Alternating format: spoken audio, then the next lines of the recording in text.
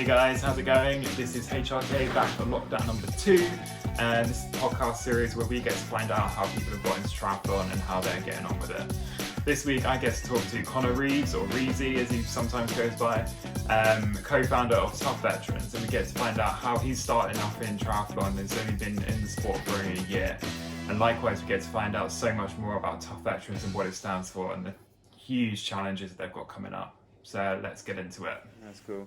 Right, Conor, thanks for coming on today and chatting with me on this second day of lockdown number 2 in the UK. How's it been for you so far? Absolutely fine, to be honest, mate. I mean, I'm working from home, as you can see at the moment.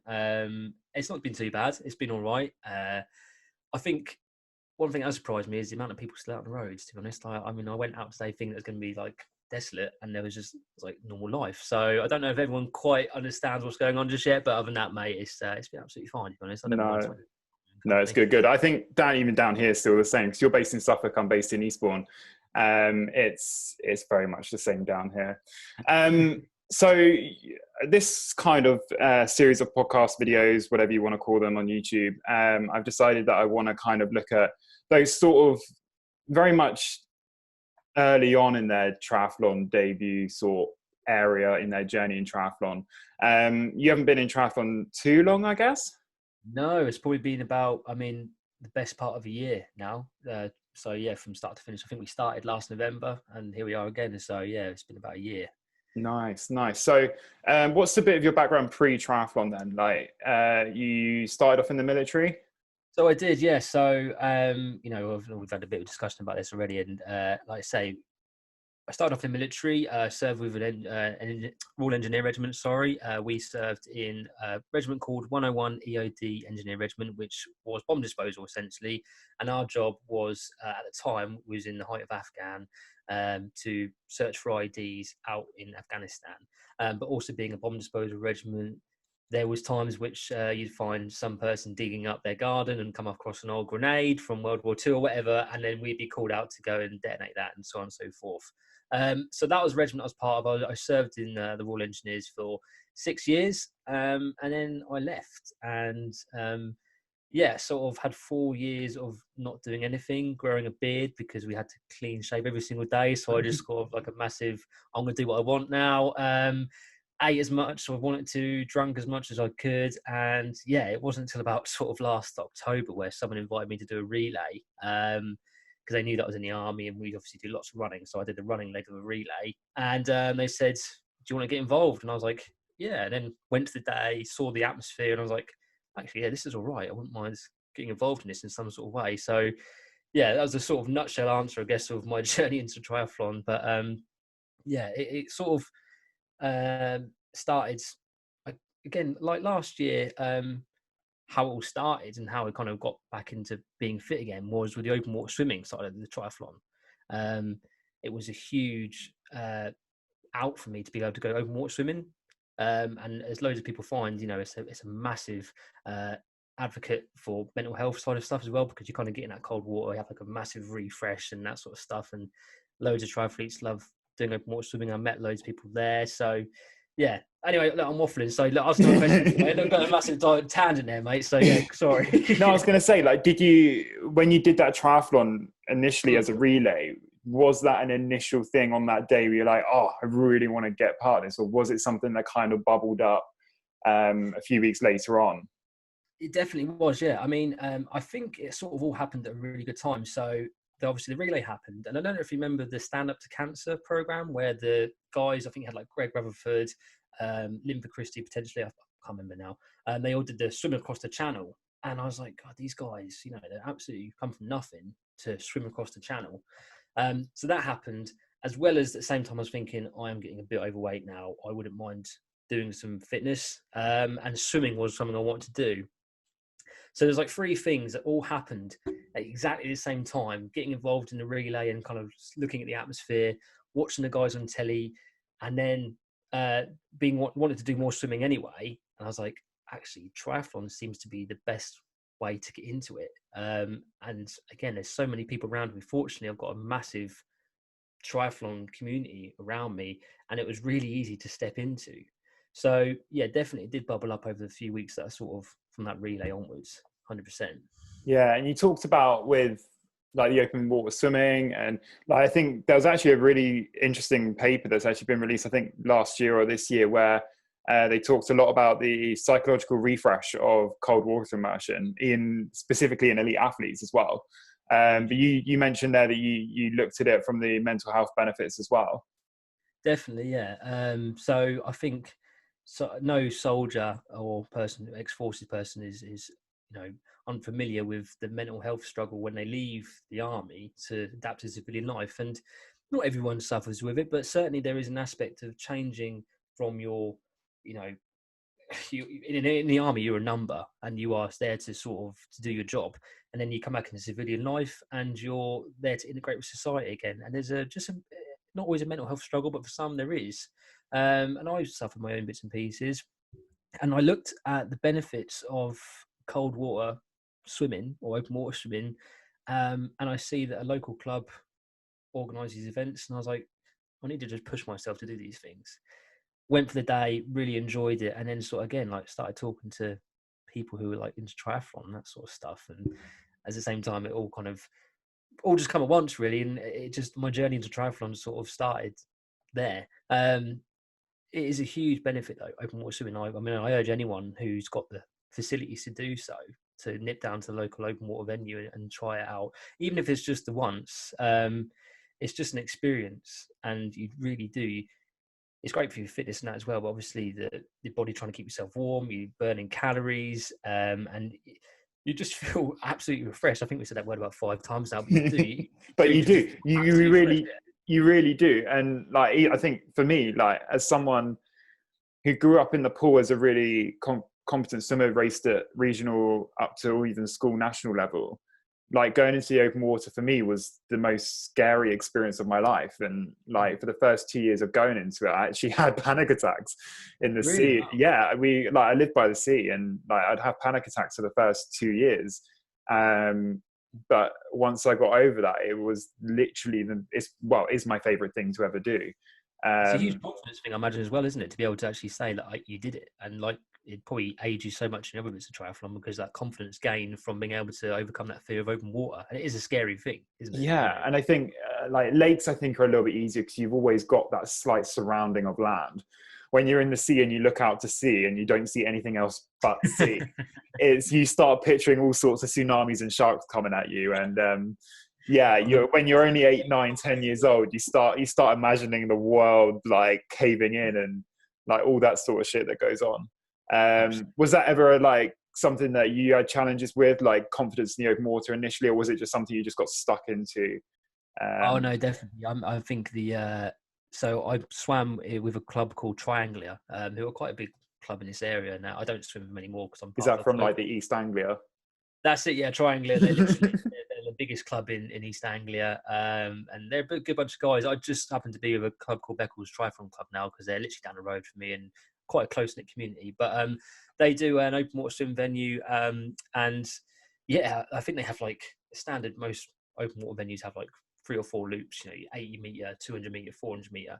And for the first like 2 or 3 weeks, it was just me going around the 80 meter. I mean, I probably could have walked it, to be honest, because I was like, no, I'm not going any further because I can just see myself. Even though I felt like, Christ, worst comes to worst, I can just roll my back and someone can pull me in. But I did not want to be that guy while everyone's standing on the jetty going, who's that guy getting pulled in on a kayak? I'm like, loser. Yeah, exactly. I probably would have done that. But I was like, no, I'm just going to stick to this bit. So yeah, it was a huge thing trying to overcome that sort of. But honestly, the thrill as well of the first ever time I completed the 400 meter, I was like, wow, because swimming in the pool, obviously you're surrounded by safety. Realistically, you've got the edge of the pool, you've got lifeguards and that sort of stuff. In open water, yes, there's still a huge amount of safety there, but there's so much more challenges you can do, and it's a completely different swimming thing. You're not swimming for 25 meters, stopping and then going again. You're just going. And that first time I completed the 400 meter loops, I think I got back and I actually like kind of punched the water with like excitement. I was like, I can't believe I just did that, and it was a huge thing. But I think with the open water side of things, that confidence you gain, and as you said a minute ago, you gain that confidence, and it suddenly just grows. It kind of goes from sort of real stale to like, oh, okay, and then as soon as you hit it, it's like, okay, we're really going for it now, and you can start doing 1,000 meters, 2,000 meters, just one after one. So Yeah, definitely huge. It was hard to get into to begin with, but after that, it was relatively sort of straightforward. Yeah. So how long was it from, say, getting into the open water stuff and getting into from doing the relay to actually doing your first like full complete triathlon?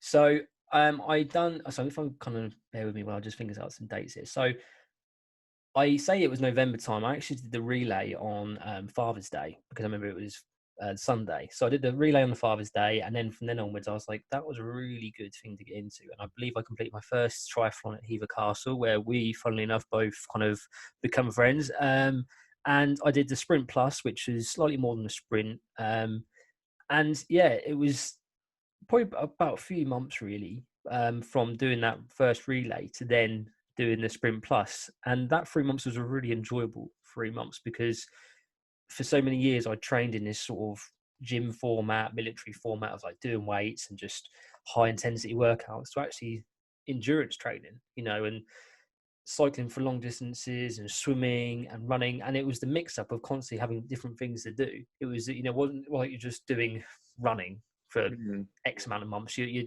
changing it up, throughout the week. You're doing 2 or 3 swim sessions, which is brilliant. And constantly learning about stuff. I'm not going to lie, I probably could have done without the cost of it all because that was something I that think we all could, couldn't we? It's like sometimes you just look at it and go, "Oh my God."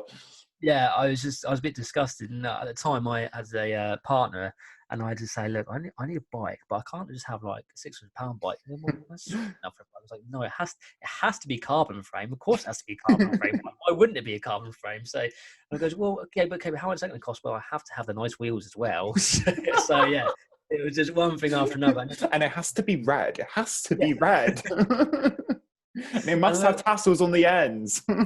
Why can't you just wear a short and t-shirt? No, it has to be a tri-suit. I mean, I can't. Yeah. Come on, looking like this, it has to be a dry suit. Yeah, exactly. So there was many arguments, but actually, at the time, I think that the benefit from doing that for me outweighed the cost because it was a huge, not only confidence boost, but being part of a community again, having the out of going. I was working a really tough job, and studying for my exams, that sort of stuff, and having that out of going out and training and meet with people and learning from them. It was just really it was a huge mental boost for me. It was a huge confidence boost, and my positivity, my general kind of demeanor just changed. And it was something that I think, like, again, outweighed the costs of all. And I'd pay that money over again to go from where I was to where I am now. It was triathlon. I've got a lot to thank for triathlon, as I'm sure we'll get into the podcast in regards to what I do as a business and that sort of stuff. Yeah. Well, I think like you touched a little bit on there, but like, how did you find the triathlon community coming into such a, I think it's always a developing community at the moment because even it's one of the fastest growing sports on the Olympic schedule. Like, how did you find the people of triathlon and like the whole kind of atmosphere around triathlon? I think it was a really good community to be a part of, and it's something that I wish I'd paid more attention to when I was in the military. Because no doubt, and I know for sure, there is an army triathlon team. But to be honest, when you're running 6 days a week in the army, the last thing you want to do in your spare time is go and run team. You're just like, I just want to go drink. You just want to go. I just want to go out on the town and drink, and then I'll just run off in the morning, whatever. But it was a different style of training. But coming into it, I kind of realised that for many years, and this is something I think all military guys are guilty of. We get pumped into it. Be the best. You are the fittest of the fit. You go into World Triathlon, you were like, mate, you're nothing compared to these guys. These guys are uber fit, and it's that sort of thing of going, well, I'm only doing a sprint triathlon, but they're doing an Ironman. I want to do that. That looks a hard one. I want to do the Ironman now. And it's constantly something to work towards. And the thing is, it's like the same thing. You'll never be the biggest guy in the gym. You'll never be the fittest person in triathlon, but it's certainly something. You're your own worst enemy in regards to you always got something to beat. So coming into it, no one's really sort of like competitive in regards to, or it could be a case of who's coming first and second, because generally, yes, you get your uber elites like your Lucy Charles and that sort of stuff who are competing for top spots. But most of us guys, we were just like we're here to beat our own personal times. I was going to say, you've all got your own personal goals, haven't you? And I think that's what's always so almost social about it. Like nobody I say nobody cares if you podiumed or not. As long as you were happy and you had fun that day, that's all that really matters. And I think that's all, deep down, I think that's all that really matters to someone like Lucy Charles, like you say. But they obviously have those massive outcome goals that they really want to achieve also. Definitely. And I mean, it's a way of life for those guys. I mean, they get paid a huge amount of money to be able to do that and represent the sport as well. But the thing is, they're figureheads for the sport. They inspire young generations to get into it as well. And I think for someone like me who's come into it a bit late, and I've had a hard paper round for many years. I've come into it now as a sort of as a hobby. I really enjoy it, but I know that I'm never going to get a position where I'm going to compete for top spot. But for what I do, it is brilliant. It is something that I really enjoy doing. And so, yeah, no, it's not necessarily, snobby at all. It's expensive. So, I'm not going to lie there. However, I think you can do it on a budget. I think it's only expensive if you kind of get a bit keen for it. Like I said earlier, you have to have the nice tyres and that sort of stuff. You can do it on a budget. Absolutely. I think I saw one person in the last triathlon doing the bike stage with a baby seat on the back. Yeah. I was like, any means necessary, absolutely. And they went past me as well. I was like, Christ, this is me on my £1,500 carbon. First time I did London Triathlon, there were people doing it on Boris bikes. I kid you not. Literally, I literally turned around and was like, what the hell am I looking at here? You got a triathlon transition area of 13,000 bikes, and you just see dotted around are these Boris bikes. I'm like, oh my God, why are we all not doing this? It's your perfect aero position, just someone like, morning, I know. Boris bike. Smashing it. No, it's. I think, like I say, you can. It's with anything though. You could do football and spend your thousands of pounds on the nicest boots possible. Not necessarily going to make you, but it might make you a bit better. And certainly bikes with less weight and the better shoes, they all help. But for someone who's just getting into it, I mean, I think all in all, I probably spent about £2,000 on all my kit combined. Not even that. And here I am being able to compete in a sport which, again, is just hugely beneficial for my mental health and physical health. Absolutely. So yeah, it's something that's now led into it's inspired us to create a business out of, which is something which is really cool as well. So great lead on that. Why don't you tell us about that business? Question. I was like, funny you should ask. No, go on. Tell us about Tough Veterans. Go on. So as I said to you before this, man, we had a little catch up before. But this is kind of literally like how I became aware of you, really, isn't it? Through that account. Yeah, I think I don't know how we Instagram was our main source of connecting, and I can't remember if I commented on a post or of yours or something like that. But we both done the Hever Castle stuff, and you saw that Tough Veterans, obviously, who the business I run, was taking part. Tough Veterans, essentially, I almost want to say it was actually all those three elements I mentioned earlier encompassed into one. It was the case of we started off two lads who'd been out of the military for 3 or 4 years, got to a point where we were getting overweight, just becoming absolutely stalemate with our fitness and going, let's do something again. So when we first kind of I got into the triathlon side of stuff, and I was like, this is really good. This is something I really want to get a part of. And Sean Laidlaw, the other half of Tough Veterans, he'd been out to Syria, he'd done various different things, but he himself, he'd become a stale and goes, actually, I miss that sense of giving back.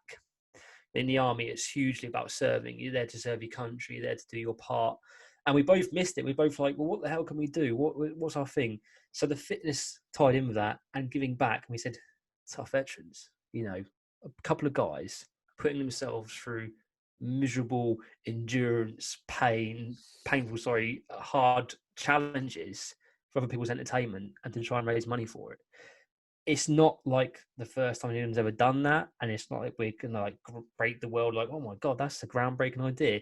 It was something that we could do where we felt like we were still serving in our own little way. It was our way of going, we're two ex-squaddies who want to just do some good by raising money for charity. And triathlon for me was the perfect tool because it is horrendous. Doing a triathlon actually ticks a box of disgustingly hard physical challenges. So Tough Veterans, yeah, we're a couple of squaddies who basically do grueling physical challenges to raise money, but we also create a brand out of it. So we have our own clothing, beanies, t-shirts, hoodies, and that sort of stuff, which we take a cut off to be able to help fund these challenges, and then a portion of it goes to charity again as well. So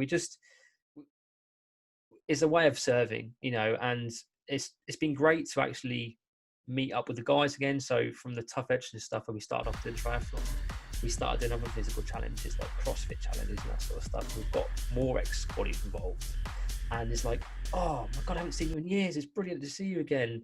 And then we do a challenge, go on the drink and that sort of stuff. So it's just literally snowballed into this huge kind of project where we're just constantly doing challenges and meeting more people and feeling good, like absolute positive vibes. It's funny, like it's funny. No, it's funny. Like, I think in prep to this, I had a look at the Tough Veterans YouTube channel, and like you're laughing because it's funny, and it is like I literally urge anyone watching this, like go and have a look at it, like after, because it is one of the funniest things like I've watched in a while. Like if you're looking for like fitness motivation, but also like full on point blank humor.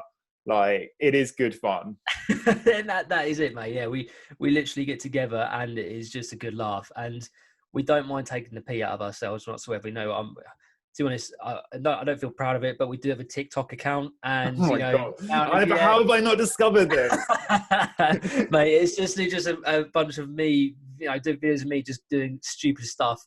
But again, it's not about like sort of, you know, being a super serious brand where we're like, oh, we're hardcore military and we're like veterans and you have to be like tough. It's like, yeah, we're just here to have a laugh, really, and like raise some money, do some challenges, probably be sick on video for people to laugh at, and like sell some beanies. And you know, it's not our main job. It's our side business, but it's a huge out for us to be able to have a focus and a drive. Focus mentally to be able to meet up with our ex-squaddy friends, and they're no longer friends anymore. I left, mate. Yeah, whatever, mate. See you later. I've lived with you for 4 years. I can't be asked dealing with anymore now. I'm really, Eric, ex-squaddy mates and that sort of stuff. We haven't seen in years. We literally part ways. So a drive mentally, but a drive physically. Oh my God, you know, actually being able to.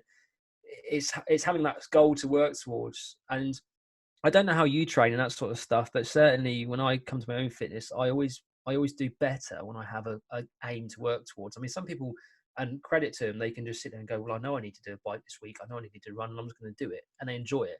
I'm like, I've got to do this bike, because if I don't, then I won't meet my target of being able to get a sub 2 hour time in whatever, you know, events. So that's our drive.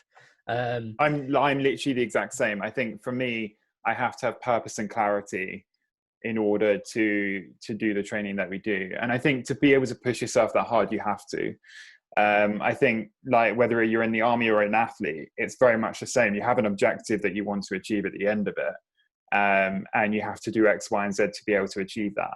And there's actually been certain points in my triathlon career where I've actually taken 2.5, 3 months out because I've had no clarity and no purpose as to where I'm going and what I'm doing. So I saw no purpose, almost no point in continuing down a rabbit hole, which could only just spiral out of control at some point. So I think you're totally right. You've got to have that purpose it's purpose to your day, isn't it? Absolutely. And, you know, you just touched on a point there, which I think is something that you definitely want to hone in on. You know, I think that I've fallen foul of this so many times, is getting wrapped up in a training plan or getting wrapped up in a routine, and your body's screaming at you to stop. And actually just listening to your mind and listening to your body and going, if you don't feel like training, maybe just don't train for a bit. I know there's a really fine line between that, because you kind of go, I don't really feel like training, but I'm going to do it anyway. But it's real, you know, it's the other end of the spectrum of going, I actually don't want to train. I don't want to go outside right now. Actually, what I want to do is have a hot bath with some candles on and listen to some Lana Del Rey in the background. Do you know what I mean? It's having some TLC for yourself and going, yeah, I'm all right now. And to be honest, my last week actually has been a bit like that. I've last couple of days, I've kind of got back into it again, but it's because my body is going, I'm up for it now. Not rather than putting myself in a horrible zone and going, if I do this right now, I'm just going to become in a real bad place. And I don't want to do that. I'd rather just listen to my body and go, break, then train when you want to, sort of thing. Yeah. That's the way it should be. It should be always about having fun at the end of the day. If it doesn't come down to having fun, enjoying the session, enjoying what you're doing, then why are you here doing it? It's not our job, you know, essentially. And, you know, I do feel for the guys whose job it is, because I think even they must go, I just fancy a break right now. Certainly for us in military, we were working out every single day, sometimes twice a day. So we didn't really see any different. It was like, well, we have to go for a 6 mile run now. It is what it is. We just do it. But it did mean that, once we left, it was like, no, I do not want to do anything but sit here and play Call of Duty and drink beer, because I've had 6 years of it being my job. And I can see why so many footballers and that sort of stuff, not saying all of them like that, but they do sort of get a bit unhealthy and overweight afterwards. They go, I've just been training for the last 30 years of my life. I'm just going to sit here and chill out for a little bit. I can completely sympathise with them now, hugely. So yeah. What is the? I'm going to scoot back to Tough Veterans now. Of course, sorry. No, it's cool. I was going to say, like, what's the dream with Tough Veterans? Where do you see it going in the future? Where do you want it to go? How big do you want it to get? This is a dangerous path, because I end up having pipe dreams and end up going, oh yeah, we could do that. Yeah, let's do it. And I end up just, this is your opportunity to waffle as much as you like. Go for it. Okay, so I think first and foremost, I touched on that a minute ago. Like my aim from it was never to be the sort of brand where we made the most money in the world and we were super serious, and I say, a super cool brand, and we were just tough veterans, and we're hardcore. It was like, I'm here to have a bit of fun. I'm here to make a bit of money and to try and inspire other people to push themselves. I'd love for it to be a successful brand in regards to being able to sell clothing, so that I could have a second source of income, because I have my own goals outside of triathlon, and my personal goals are to have a second source of income no matter what, because it just gives me more stability in my life. So having a business was always a dream of mine, and being able to do it alongside Tough Veterans was huge, and a huge thing for me. But again, it was never a case of like saying, well, I'm going to quit my day job and we're going to literally sit here now and push t-shirt sales until we're red in the face. People want to buy a t-shirt, happy days. I just mentioned we have a club called the Tough Veterans Black T-shirt Club Challenge, and this kind of just sort of hones in on the point. Really, we're not here a super serious brand. Although we want to be successful, we're here to have a good time. And the Tough Veterans Black T-shirt Club Challenge is basically, on our website, you can buy grey, blue, and white colour t-shirts. That's what you can buy. You cannot buy a black t-shirt, the most popular colour t-shirt out there. You cannot buy it. And we're both sat in one tonight. Yeah, exactly. Yeah. The thing is, it's a hugely popular colour, and I was like, well, everyone's going to want a black t-shirt, so we're not here a super serious brand. What can we do? So if you want to earn a black t-shirt, you have to do a challenge. You have to do we've got a few challenges up at the moment. So you've got to do a 10-kilometer run for 10 days straight. You've got to do an Ironman. You've got to do a 120-mile bike ride in one day. And that makes you eligible to have a black t-shirt. It gives people a goal, like a sort of a case of going, well, I'm actually part of a little bit of an exclusive club here. Yeah, we're not like super famous, like, wow, Tough Veterans, but it gives people a bit of exclusivity in regards to saying, like, hang on, I know if I see someone wearing a black t-shirt, I'm like, yeah, you've had to work for that one. Yeah. You've done a challenge, which is pretty bloody hard. So it was creating that sort of thing. Like in the army, we have the paras and the commandos, and they do these grueling physical courses. But at the end of it, they get their maroon beret or the green beret, and no one can just wear them. No. And it was creating that. It's a bit like the Norseman for those triathletes. Yeah. For sure. Yeah. You get to a certain stage of the mountain, and is it the 16? No, not 16. I don't know what it is. But you get to the point where you go, well, actually, now you're eligible for a black t-shirt. And that's what everyone's working for. Everyone just wants that black t-shirt. So it's like when you qualify for Kona, you get those like medal things, don't you? I don't know. You know the thing, like, so when you qualify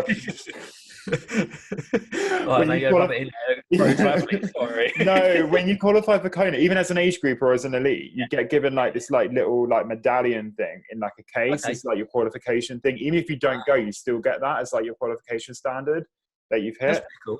Yeah, I know. I thought that was pretty good actually.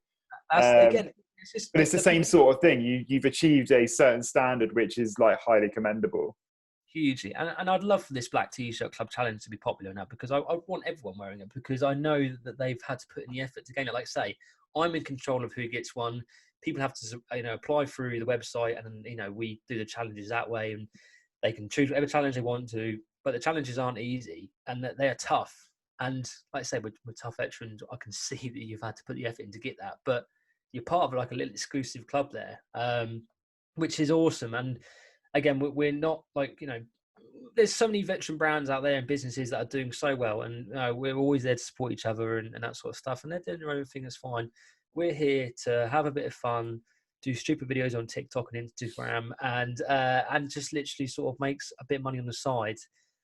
We'd love to carry on doing this. And the thing is, every year, which we are around, we're going to do the big challenge, we essentially call it. So throughout the year we do these little challenges where, like, last challenge we did was a 2-hour non-stop CrossFit session on, oh my god, I watched that where you got the ski ergometer thing, and I literally sat there going, what the hell are these people doing? My hands have literally only just stopped bleeding from that. Like, the corners of my hands have when was that really recent? So it was about 2 weeks ago, I think. Oh my 2 or 3 weeks ago, and they've literally only just recovered now. And it was horrible. Like, honestly, what hurt the most? What part of your body hurt the most? My quads, my arms. Oh, it's the going up and down. Yeah, because pulling up and down, you'd think that hurts most, but it's because every time he did one, he did like sort of a half squat, and that was the worst bit. It was horrible. And to be honest, like, we did 5-minute intervals. There's two teams of 2 people. There's 5-minute intervals each.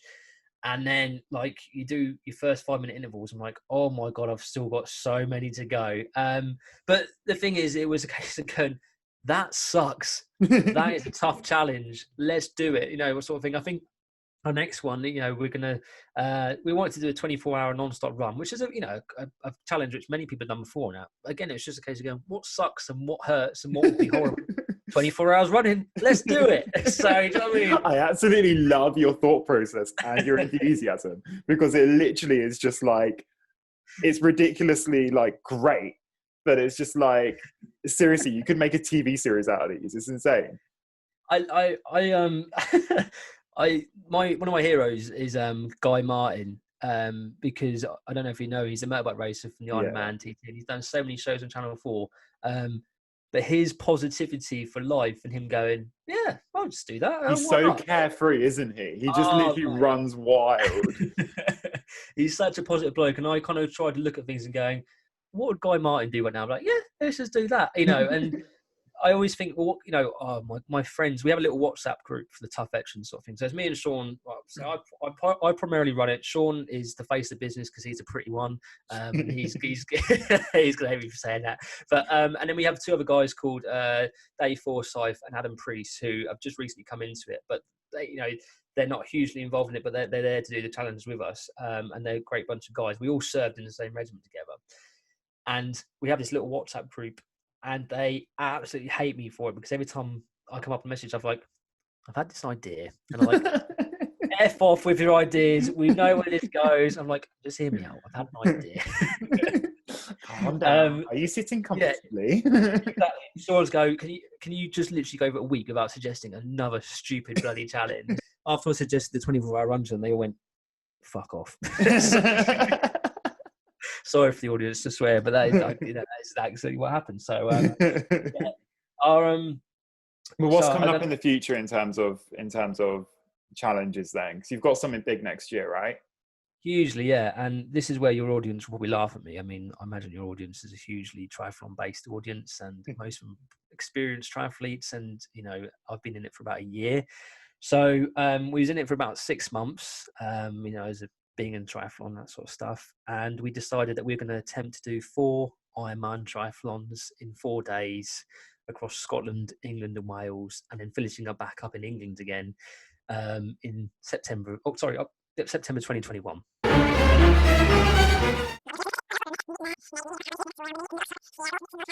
To do 4 Ironman triathlons in 4 days across Scotland, England and Wales, and then finishing up back up in England again in September 2021. Rather you than me. Why wouldn't you want to do 4 Ironmans back to back? 888 miles of cycling, whatever it was. Yeah, great idea. So we're gonna have a go at that. We don't really know why, but we just because you can. Yeah, because we can. Why wouldn't you want to do that across? It was a case of going. I watched the Iron Cowboy, James Lawrence. Oh, huge, great, huge inspiring bloke. And I got in touch with him, and I watched his stuff and through Tough Veterans, I said, look, mate, I love your program. And he kindly replied back and he gave us loads of tips. And I sent him out some free t-shirts and that sort of stuff as appreciation. And he's a hugely cool bloke. And I mean, like, I was thinking to myself, if that guy can do 50, then we can do 4. And in a hurricane for some of them. Yeah, it was insane. I was like, if he can do 5, and I said this to Sean at the time, he was like, we're not doing 4. That's a ridiculous amount. I was like, that guy did 50. We can do 4. We're ex-military. And he's like, yeah, right, yeah, we can do 4. Didn't take much convincing then.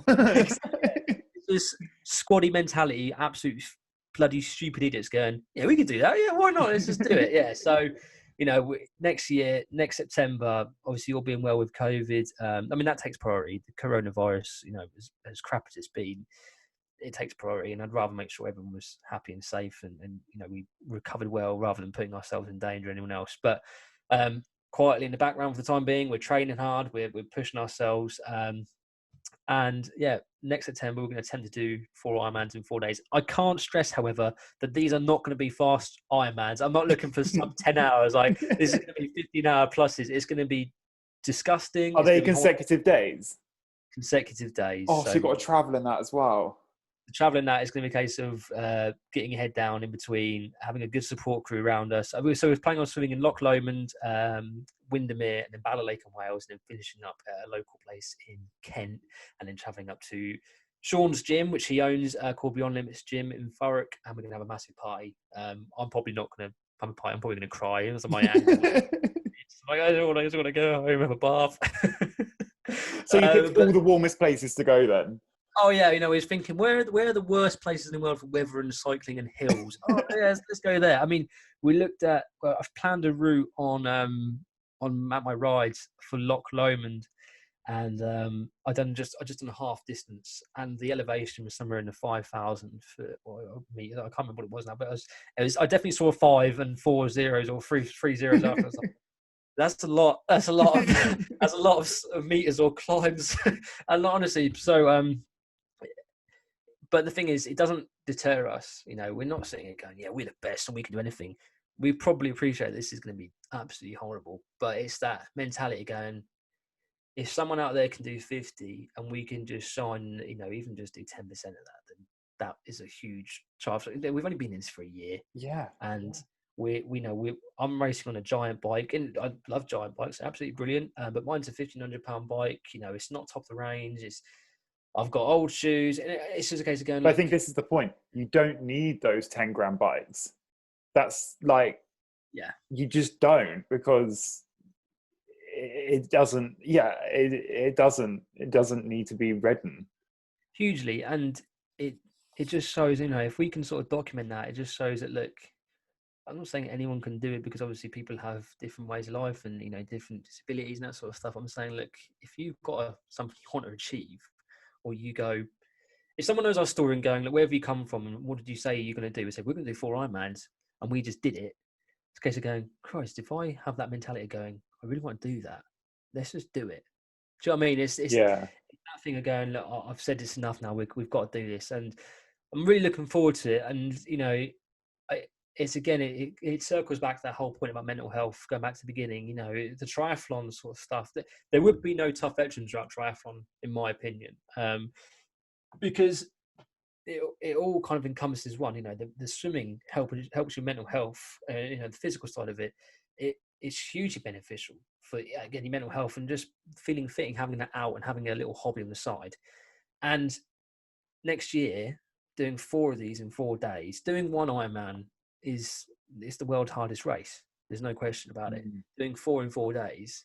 Bear in mind, we have never done an Ironman distance triathlon before. I go like this because I know like so many people that have, and they just go, never again, never again. Absolutely horrible. And there's going to be a lot of people listening going, this guy is stupid. How much of this beer has he had? You know what I mean? He's nuttier than a fruitcake. Is stupid, absolutely stupid.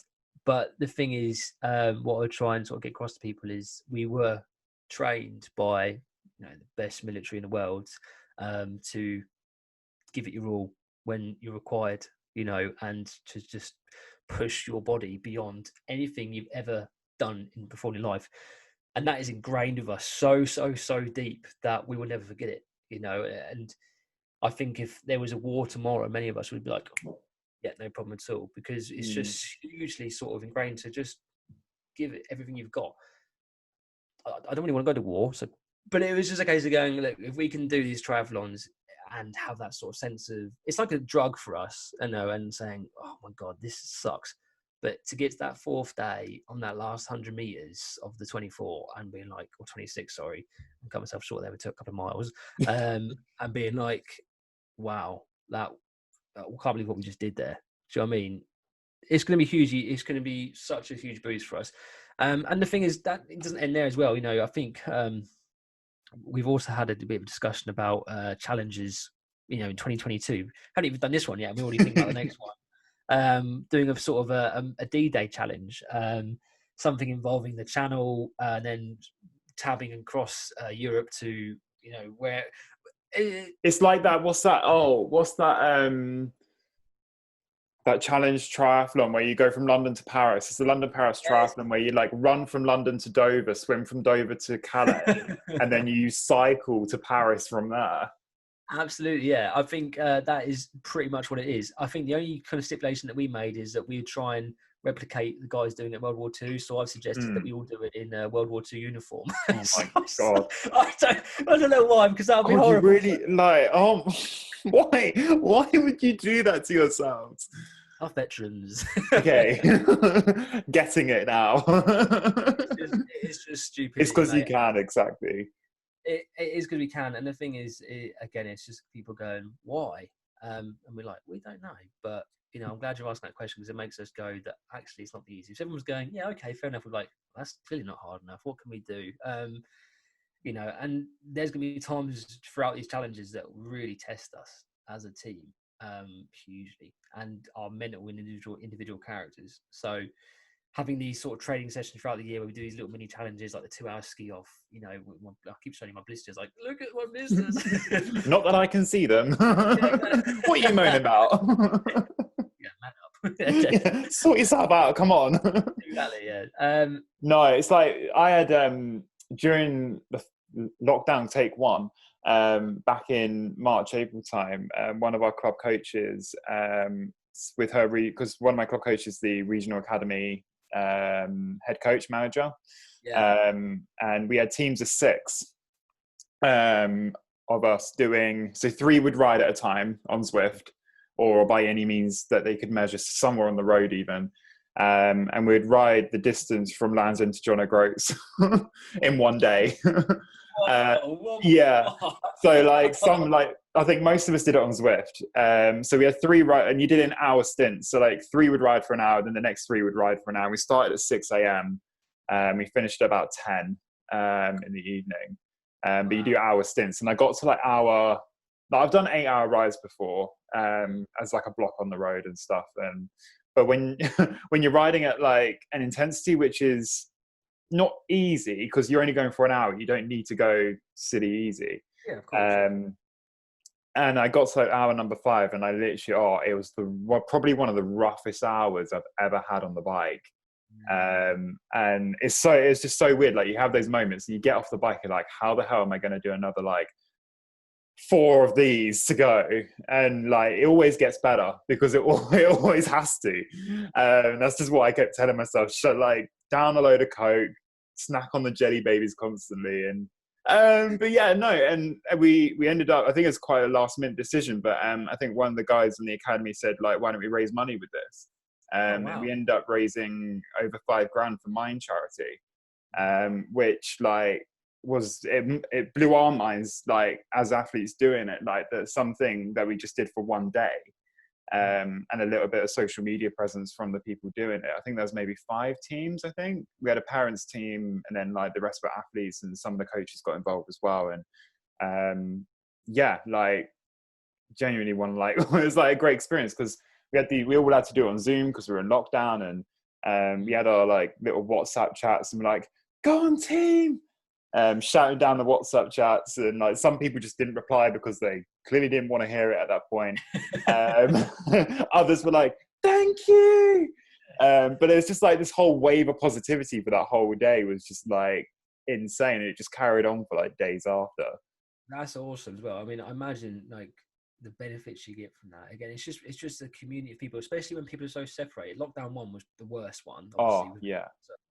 To be part of something, and again, this is what Tough Veteran sort of encompasses. We want to be able to have that sensation of giving back, and we're so used to like physical activity, like we were punished so much in the army for physical activity, and I thought, well, we know how to do that. Why can't we do this for good? Why can't we turn it around and like let's put money, let's put money into it in regards to people can raise money for us and that sort of stuff, and for other people's entertainment, and it's just I think it's a huge out, in so many different ways to be able to do that sort of stuff. So yeah, that's awesome. So it was 6 o'clock in the morning till 10 in the evening. Kind of, yeah. So we actually I think we hit the total target for the distance at about 9 o'clock. So we had already like hit the target for the distance. Yeah. But it was only fair that the last group of 3 did the same amount of time as group 1. Oh wow! Yeah, you horrible kids. I know, but we was like, come on, we've got to go till 10. We've got to go till 10. Like the initial goal.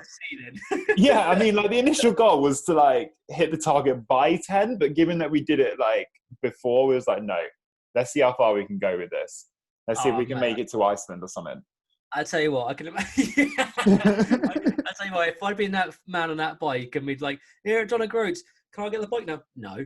You can finish it out. I'm like, you what? Don't. It was the best bit because like I'm not a morning person, so I started at 7 instead of 6. Okay. So I was on the second wave. So by the time I was on my last stint, it's from 9 till 10. So I was like, right, let's get these disco lights out, music pumping. Like I was loving life. I turned my whole extension into like a freaking like club atmosphere. Like popped up the Instagram live and everyone's like, what the hell's going on in his lounge? Samuel on full blast and he was like, well, I'm having a great time. Literally that hour flew. That's awesome, mate. No, the top effort of that, mate. That's really good. I mean, to be fair, you sound like you're not scared of a challenge yourself, so we might have to rope you in on one of these challenges if you can. Don't. I'll come join you for the one in Kent on the last day. I'll come and join you. Not necessarily for all of it. I'll be there with the bacon butties at the end or something. I was going to say, there's no way you're joining me because you'll be the fast guy. I'm like, oh, mate, I've just done 3 of these. There's no way. You're like, oh, look at me how fast I'm going. I'm like, it's like when that like head turns up on like when they've not been at training all week and then they're like fresh as a daisy, absolutely hammering it for the whole session. You're like, what do you expect? Someone said about that on like the next day. They said literally what you said now. I said we won't join you for the first 3, but we'll join you on the last one to be your pacemaker. I was like, there's no way that you're joining fresh on the 4th day as my pacemaker. I don't think you'll even need one. You're like, yeah, come on, keep up. I'm like, if I catch you, I'm gonna beat them. He'll just stand there with a whip. Oh mate, no, it's no, it'll be really, really good, I'm sure. I mean, we've got a lot of obstacles to overcome, and the biggest one being COVID and that sort of stuff. And we don't want to let people down. So originally we said we was going to do it last year, and actually we said we was only going to do 3 half Ironmans. So because we didn't do it then, because we went through a couple of personal things, myself and John both literally at the same time, we said, right, we didn't do it last year. We're going to punish ourselves now. We're going to double the distance, and we're going to add an extra day. So September 2021, it would have been this year, obviously, but because of Corona, we've had to do different things. So next year, we're going to smash it, hopefully. That's the plan. And it'll just be 4 stupid squaddies doing these challenges. And I think what you said earlier really made me laugh, because you said about how like your WhatsApp group was full of positivity. And I love that. I think that's awesome. However, the Tough Veterans side of stuff works a bit differently. I think it's positivity in a backhanded way. Exactly. It is. It is.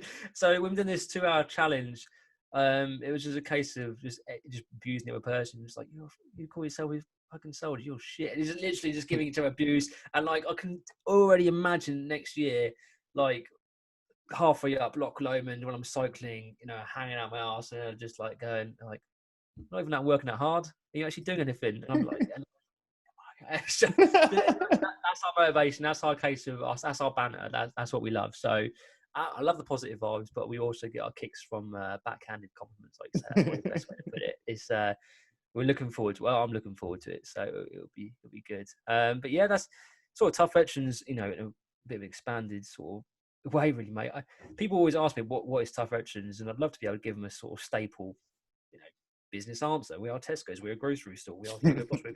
We're tough veterans. We're a bunch of dickhead squaddies who just want to do challenges for people's entertainment, sort of thing. That is what we are. We're just here for a bit of a good time and a good laugh and that sort of stuff. We're not super serious. We don't take ourselves super serious. We just literally want to have a good time and just have fun, really. And you know, it's a hobby. It's a huge hobby for us and a huge out, which we get more benefit from than we originally thought. So, and then the thing is as well, this is a bit of a cheesy moment, but like Tough Veterans has introduced me to you. And, you know, Yeah. over the past few months, we've become good mates and I've really enjoyed getting to know you. And I thought, oh, never even interacted with you before this. So this is just one example of, you know, things that I get to do through Tough Veterans. I've met so many cool and amazing people, like spoken to James Lawrence, spoken to Joe Skipper.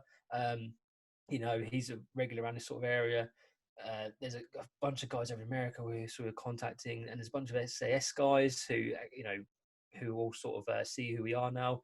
It's just brilliant having this thing to be able to be like, wow, we're open to the wider world. So, yeah, it's just an exciting time, I guess, for us. No, definitely. Look, Conor, this has been like I've laughed so much more than I ever thought I would, which has been great. Not that I thought it'd be boring, but no, like thanks so much for coming on and chatting about this. Like it's been a real eye-opener to see what's going on in your world, and yeah, best of luck with everything. And I'm sure we'll get an update at some point with you on how the challenges and things are going. But yeah, I'll put all your handles down here somewhere, all your website stuff down there.